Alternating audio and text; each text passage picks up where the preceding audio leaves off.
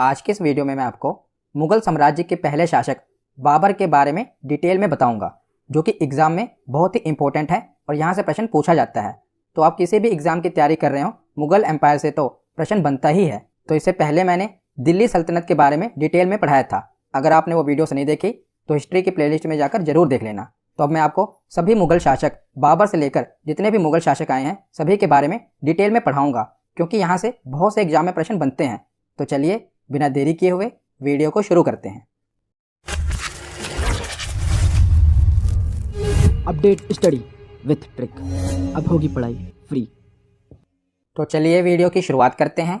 और वीडियो को शुरू करने से पहले हम थोड़ा पीछे की कहानी समझ लेते हैं कि उस समय भारत की क्या राजनीतिक स्थिति थी जब मुगलों ने भारत पर आक्रमण किया था, यानी कि बाबर ने कैसे भारत में मुगल साम्राज्य की नींव रखी। तो भारत में उस समय दिल्ली सल्तनत के अंतिम वंश लोधी वंश का शासन था। उस समय लोधी वंश का शासन चल रहा था और लोधी वंश में भी लोधी वंश के आखिरी शासक इब्राहिम लोधी का शासन था। और दक्षिण भारत में देखा जाए तो मैंने पिछली वीडियो में आपको बताई था, तो दक्षिण भारत में उस समय विजयनगर और बहमनी साम्राज्य, दो साम्राज्यों का शासन चल रहा था। और इसके अलावा भी भारत में अन्य छोटे छोटे राज्य थे जो अपने विस्तार के लिए आपस में ही एक दूसरे से लड़ रहे थे। तो ये अनुकूल समय था कि कोई भी बाहरी शासक आए और भारत पर आक्रमण करे, क्योंकि भारत में जब अंदर ही लड़ाई चल रही थी, एक राजा दूसरे राजा से लड़ रहे थे अपने विस्तार के लिए, तो उस समय किसी भी विदेशी के लिए ये बहुत ही अनुकूल समय था कि वो भारत पर आक्रमण करे। तो जब घर में लड़ाई चल रही होती है तो बाहरी व्यक्ति उस बात का फायदा जरूर उठाते हैं। तो इन्हीं परिस्थितियों का फायदा बाबर ने उठाया और उसने भारत में आक्रमण किया और वो भारत में प्रवेश कर गया। हम आगे देखते हैं। तो पूरा का पूरा जो मुगल वंश है ना, इसका शासनकाल 1526 ईस्वी से लेकर 1857 ईस्वी तक रहा है। तो मुगल साम्राज्य की शुरुआत अप्रैल 1526 में इब्राहिम लोदी और बाबर के बीच हुए पानीपत के युद्ध से हुई थी। इस युद्ध के बारे में आगे हम डिटेल में पढ़ेंगे। अभी हम थोड़ा सा एक ओवरव्यू ले रहे हैं कि आखिर मुगल वंश की शुरुआत कैसे हुई। तो मुगल वंश की शुरुआत हुई थी 1526 में, जब बाबर ने इब्राहिम लोदी को हराया था। तो इस युद्ध में जीत के बाद भारत में दिल्ली सल्तनत का खात्मा हो जाता है। दिल्ली सल्तनत के बारे में मैंने पहले डिटेल में पढ़ाया हुआ है। इस युद्ध के बाद क्या होता है, दिल्ली सल्तनत का खात्मा हो जाता है और मध्यकालीन भारत में मुगल वंश की नींव रखी गई, जिसके बाद करीब 18वीं शताब्दी यानी कि देश के प्रथम स्वतंत्रता संग्राम तक मुगलों ने भारतीय उपमहाद्वीप पर राज किया था। और ब्रिटिश ईस्ट इंडिया कंपनी के आने तक भारत में मुगलों ने अपना शासन चलाया था। तो अब हम आगे बाबर के बारे में पढ़ते हैं, क्योंकि बाबर ने ही मुगल वंश की स्थापना की थी।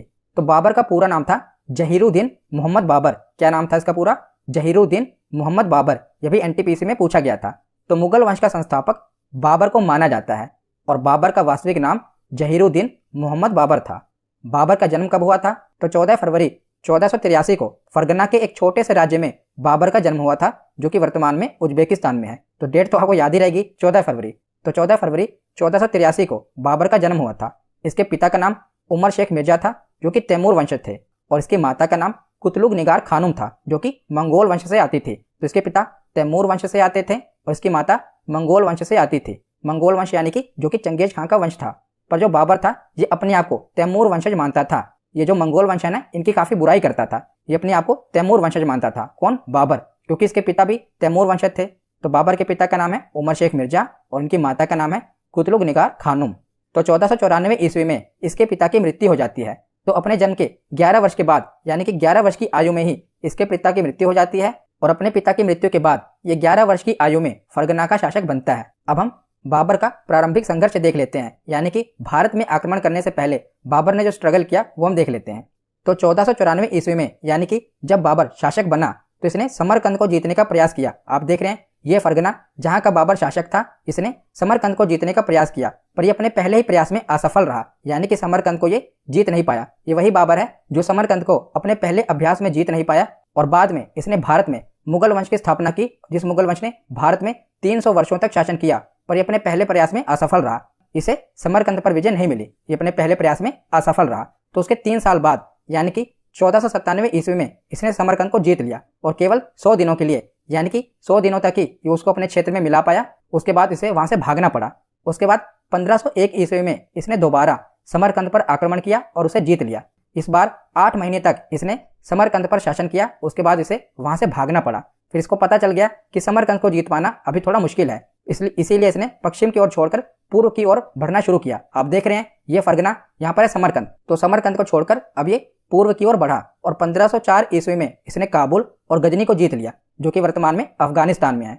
तो काबुल और गजनी को जीतने के बाद इसने एक उपाधि धारण की थी, पादशाह। याद रखिएगा, पादशाह उपाधि इसने कब धारण की थी? काबुल और गजनी को जीतने के बाद। बाबर के जो भी पूर्वज थे ना, यानी कि इसके पिता दादा सब मिर्जा की उपाधि धारण करते थे, परंतु केवल बाबर था जिसने पादशाह की उपाधि धारण की थी। इसके पिता और इसके जो पूर्वज थे वो मिर्जा की उपाधि धारण करते थे। अभी हमने पीछे पढ़ा भी था ना, इसके पिता का नाम क्या था? उमर शेख मिर्जा। मिर्जा एक उपाधि है, पर बाबर ने कौन सी उपाधि धारण की? पादशाह की उपाधि धारण की। उसके बाद क्या होता है? 1511 ईस्वी में अब बाबर क्या करता है, जब ये काबुल और गजनी को जीत लेता है ना, उसके बाद ये दोबारा समरकंद पर आक्रमण करता है और एक बार फिर समरकंद पर आक्रमण करके ये जीत जाता है। परंतु अगले साल यानी कि 1512 ईस्वी में ये समरकंद को फिर खो बैठता है और बाकी के जो इसके राज्य थे यानी कि फरगना, पेशावर, काबुल और गजनी, यहाँ पर भी ये अपने नियंत्रण को खो बैठता है, यानी कि अब इसके पास कोई भी राज्य नहीं बचता। और बाबर ने अपनी आत्मकथा में भी लिखा है कि अपने आरंभिक समय में ये किसी भी एक जगह पर 2 रमजान नहीं मना पाया। ये बाबर ने अपनी आत्मकथा में लिखा है। तो यहाँ पर आपने देख लिया कि मध्य एशिया में बाबर के असफल हो जाने के बाद ये पूर्व में भारत की ओर बढ़ता है और इस प्रकार बाबर को ये समझ आ गया था कि अभी पश्चिम की तरफ उसे सफलता नहीं मिल पा रही, तो वो पूर्व की तरफ यानी भारत की तरफ आक्रमण के लिए बढ़ता है। और उसे यह भी पता चल गया था कि भारत में अभी आंतरिक विद्रोह चल रहा है और उसे वहां के शासकों द्वारा भी भारत पर आक्रमण करने का आमंत्रण मिल रहा था, जो कि आपको मैं आगे बताऊंगा कि किसने उसे आमंत्रण भेजा था भारत पर आक्रमण करने के लिए। तो अब बाबर भारत पर आक्रमण करने के लिए आगे बढ़ता है। तो अब हम बाबर का भारतीय अभियान देख लेते हैं। तो बाबर ने एकदम से ही भारत पर आक्रमण नहीं किया था। पहले इसने क्या किया था कि भारत के जो सीमावर्ती क्षेत्र थे ना, वहां पर इसने आक्रमण किया था। तो 1519 ईस्वी में भारतीय सीमा क्षेत्र बाजोर और भैरा को बाबर ने जीत लिया था। कब? 1519 ईस्वी में। उसके बाद ये वापस लौट गया था। कहां पर? अपने समरकंद की तरफ वापस लौट गया था। बस अभी ये देख रहा था कि भारत की जलवायु कैसे है, वहां पर आक्रमण कैसे किया जाएगा। अभी ये आजमा रहा था अपने आप को कि ये भारत पर आक्रमण करने के लायक हो गया है कि नहीं। उसके बाद इसने क्या किया कि 1519 ईस्वी में पेशावर को जीता। पेशावर के जीतने के बाद भी ये वहां पर टिका नहीं, अपने और वापस मध्य एशिया की ओर लौट गया। उसके बाद 1520 ईस्वी में दोबारा इसने बाजोर, भेरा और पंजाब के सियालकोट, जो कि वर्तमान में पाकिस्तान में है, इनको जीतकर अपने अधिकार में ले लिया। और 1524 ईस्वी में इसने लाहौर सहित पंजाब के अधिकांश भागों को जीत लिया। तो जब इसने पंजाब के अधिकांश भागों को जीत लिया तब खबर पता चली इब्राहिम लोदी को। उत्तर भारत में उस समय लोधी वंश चल रहा था। इब्राहिम लोदी को जब खबर पता चली तो उसने कहा कि जब बाबर दिल्ली की तरफ बढ़ेगा ना, तभी हम उस पर आक्रमण करेंगे। तो उस समय क्या हुआ था कि पानीपत के प्रथम युद्ध के लिए बाबर को भारत की तरफ से निमंत्रण गया था। किसने किसने निमंत्रण भेजा था? तो पंजाब का सूबेदार दौलत खां लोधी, इब्राहिम लोदी के खुद के चाचा आलम खां लोधी और मेवाड़ के शासक राणा सांगा ने बाबर को आमंत्रण दिया था कि बाबर आकर भारत पर आक्रमण करे और इब्राहिम लोदी को हरा दे। तो देखिए, जो पंजाब का सूबेदार था दौलत खां लोधी और इब्राहिम लोदी के चाचा आलम खां लोधी, ये चाहते थे कि बाबर आए, इब्राहिम लोदी को हरा दे और उसकी जगह पर इन्हें शासक बना दे, और बाबर आकर इब्राहिम लोदी को हराकर कुछ धन वगैरह लूट कर वापस चला जाए और इब्राहिम लोदी को हटा दे। और राणा सांगा क्या चाहते थे कि बाबर आकर इन तीनों को, दौलत खां लोधी, आलम खां लोधी और इब्राहिम लोदी, इन्हें हराए और भारत से कुछ धन वगैरह लेकर वो भी वापस चला जाए। मतलब कि यही चाहते थे कि बाबर आकर केवल युद्ध करे और इब्राहिम लोदी को किसी प्रकार से खत्म करके वापस चला जाए। पर बाबर की जो महत्वाकांक्षाएं थी वो अलग थी। बाबर यहाँ पर गजनी की तरह लूटने नहीं आ रहा था, वो यहाँ पर बसने आ रहा था, क्योंकि उसके पास मध्य एशिया में कोई स्थिर आवास नहीं था जहां पर वो अपना राज्य कर सके। तो अपनी सत्ता के लिए भारत की तरफ बढ़ रहा था। तो बाकी के ये युद्ध हैं जो उसने भारत में, पहले तो मैंने आपको बताया ना कि उसने सीमावर्ती क्षेत्र में युद्ध किए। उसके बाद बाबर के जो महत्वपूर्ण युद्ध हैं वो है पानीपत का युद्ध, जो इसने 1526 में किया, ये हम आगे डिटेल में पढ़ेंगे। उसके बाद है खानवा का युद्ध, ये इसने 1527 में किया, अगले ही वर्ष। उसके बाद अगले वर्ष 1528 में चंदेरी का युद्ध किया। उसके अगले वर्ष 1529 में घाघरा का युद्ध किया। तो ये 4 युद्ध हैं जो बाबर के पूछे जाते हैं, वो आगे हम डिटेल में पढ़ेंगे। तो कई लोग इसको ट्रिक से भी याद करते हैं, हो सकता है आपने भी ट्रिक से याद किया हो कि जब बाबर भारत में आया तो थक गया, तो सबसे पहले उसने पानी पिया, पानी पीने के बाद उसने खाना खाया, खाना खाने के बाद चाय पी और चाय पी के घर चला गया। पानी पीने से पानीपत, पानी के बाद खाना खाया, खाना खाने से खानवा, खाना खाने के बाद चाय पी, चाय पीने से चंदेरी का युद्ध और चाय पीने के बाद वो घर चला गया, घर जाने से घाघरा का युद्ध। तो कई लोग ट्रिक से याद करते हैं, अगर आपको ट्रिक से याद है तब भी ठीक है, और वैसे भी आपको याद होना चाहिए। तो सबसे पहले देखते हैं पानीपत का प्रथम युद्ध जो कि 1526 में हुआ। तो पानीपत का प्रथम युद्ध अप्रैल 1526 में पानीपत के निकट लड़ा गया था। और पानीपत वह स्थान है जहां पर 12वीं शताब्दी के बाद से उत्तर भारत पर नियंत्रण के लिए कई निर्णायक लड़ाइयां हुई थी। तो पानीपत का प्रथम युद्ध 1526 में लड़ा गया था और पानीपत के प्रथम युद्ध ने ही भारत में मुगल साम्राज्य की नींव रखी थी। यह उन लड़ाइयों में से एक था जिसमें मुगलों ने बारूद, आग्नेयास्त्रों यानी कि जो तीर वगैरह थे ना, उस पर कपड़े बांधकर उसमें आग लगाकर चलाए थे, आग्नेयास्त्रों और तोपों का प्रयोग किया था। किसने? बाबर ने। और पानीपत का प्रथम युद्ध बाबर और दिल्ली के लोधी वंश के सुल्तान इब्राहिम लोधी के बीच लड़ा गया था। तो किसके किसके बीच हुआ था? बाबर के बीच में और लोधी वंश के सुल्तान इब्राहिम लोधी के बीच में ये लड़ा गया था। और उसमें विजय किसको मिली थी? तो बाबर इस युद्ध को जीत गया था। तो पानीपत का प्रथम युद्ध 1526 ईस्वी में लड़ा गया। किसके बीच में हुआ? बाबर और इब्राहिम लोधी के बीच में हुआ। और इब्राहिम लोधी इस युद्ध में हार जाता है और लोधी वंश का यहीं पर खात्मा हो जाता है और मुगल साम्राज्य की भारत में नींव रखी जाती है इस युद्ध के बाद। तो पानीपत के प्रथम युद्ध में हम सैन्य बल देख लेते हैं कि किसके पास ज्यादा सेना थी। तो बाबर की सेना में लगभग 15,000 सैनिक थे और 20 से 24 तोपें थी। और इब्राहिम लोधी की सेना में लगभग 80,000 से लेकर 1 लाख सैनिक थे और कम से कम 1,000 हाथी थे। फिर भी बाबर ने इब्राहिम लोधी को हरा दिया था, क्योंकि बाबर ने उस समय बारूद का प्रयोग किया था और तोपों का प्रयोग किया था, जो कि इब्राहिम लोधी के पास नहीं थे। आपके पास कितनी भी सेना हो, पर जिसके पास तोप है, टेक्नोलॉजी है, जीतेगा तो वही। तो बाबर की इस युद्ध में विजय हुई थी।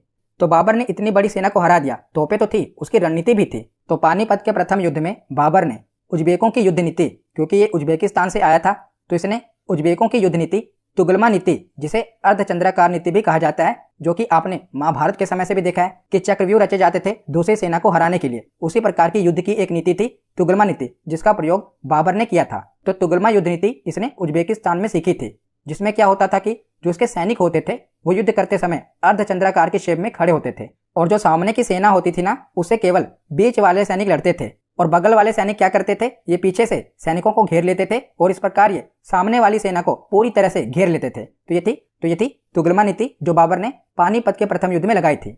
और इसने तोपों को सजाने के लिए भी उस्मानी विधि यानी कि रूमी विधि का प्रयोग किया था, क्योंकि हमने देखा था ना कि बाबर ने तोपों का भी इस्तेमाल किया था। तो तोपों को सजाने के लिए इसने उस्मानी विधि और युद्ध के लिए इसने कौन सी विधि?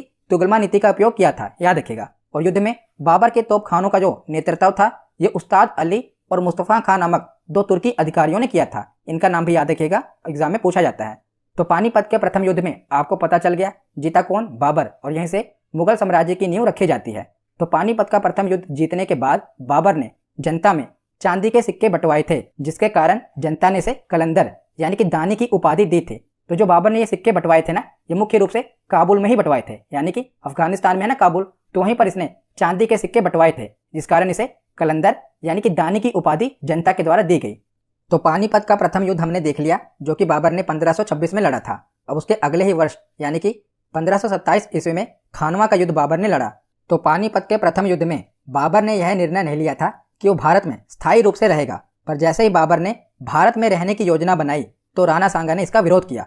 राणा सांगा चाहता था कि बाबर आए, इब्राहिम लोधी को हराए और धन लूटकर वापस चला जाए, पर बाबर ने क्या कहा कि वो स्थायी रूप से भारत पर राज्य करेगा। तो इसका विरोध किसने किया? मेवाड़ के शासक राणा सांगा ने इसका विरोध किया और 1527 ईस्वी में राणा सांगा के साथ बाबर का युद्ध होता है, जिसे खानवा का युद्ध कहा गया। ये युद्ध कहाँ पर हुआ? तो ये युद्ध आगरा के समीप हुआ। किसके बीच में हुआ? तो बाबर और राणा सांगा के बीच में हुआ। और बाबर ने अपनी आत्मकथा में कहा है कि जो इब्राहिम लोधी था वो डरपोक शासक था, यानी कि वो बहादुर शासक नहीं था, पर जो राणा सांगा था ना, ये काफी बहादुर था। ये बाबर ने अपनी आत्मकथा में कहा है कि राणा सांगा काफी बहादुर शासक था, इसीलिए बाबर को इसको हराने में काफी मुश्किल आने वाली थी। इसीलिए बाबर ने क्या किया, अपने सैनिकों का मनोबल बढ़ाने के लिए सैनिकों पर उस समय कर लगता था, जिसे तगमा कर कहा जाता था। तो बाबर ने अपने सैनिकों पर जो ये लगता था ना कर, तगमा कर, इसको खत्म कर दिया और कहा कि तुम्हें जीतना होगा। और बाबर ने हर हाल में युद्ध जीतने के लिए अपने सैनिकों को मोटिवेट किया, काफी उनका मनोबल बढ़ाया। और इसी युद्ध में बाबर ने जिहाद शब्द का प्रयोग किया। जिहाद यानी कि धर्म के लिए युद्ध लड़ना। तो इसने इस युद्ध को धर्म से जोड़ दिया और सभी सैनिकों को धर्म के लिए लड़ने के लिए कहा।